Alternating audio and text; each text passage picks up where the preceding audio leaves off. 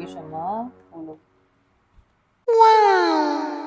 Pag-try ko, apply ang Siglam na primer para you don't have to. Kami na gina-apply, guys. Kailangan ng sobra-sobra. Long hours na ako anong siya nabutang. Di rin ako siya ibuta sa akong side sa akong face. So, muna niya akong makeup, guys. Hindi, wow. This morning side na ay primer. Ang galing side, wala na siya primer. Tomorrow to, I'll see you guys in a while. After 9 hours, yun na itsura sa akong makeup ron.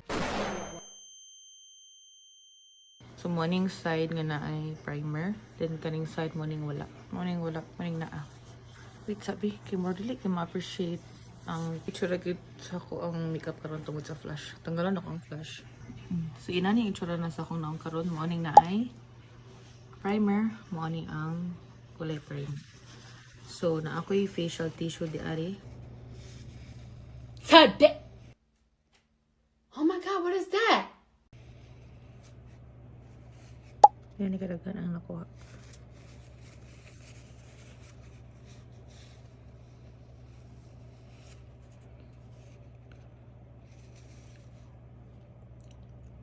Kani versus kani. So, ang pink is for oil control. And then, katong isa, katong color green, mo itong for all skin type. So, mo din kung magamit ko ani, murag mat akong paminaw sa akong naong. Mas dili ko siya magsinaw ganina as compared ng isa. So, mo yung difference. Kung ganahan kayo mo makeup is dili kayo mag-oil yung naong para makontrol yung kailan na si mong naong katong pick mong palikon. Pero sa ako lang gid ha, kung kakabantayan magdepende ako ang style sa akong makeup sa lugar na akong aduan. Okay, for example, akong matong event na aircon siya, no? Naka close space lang. Ang style sa makeup man is dewy. Kung outdoor ang event, ako makeup man is matte.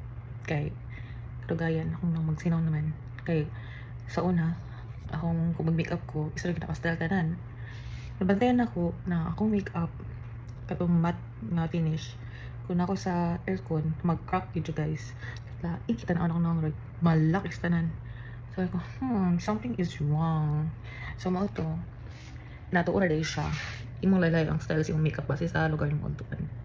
So more to guys, bye.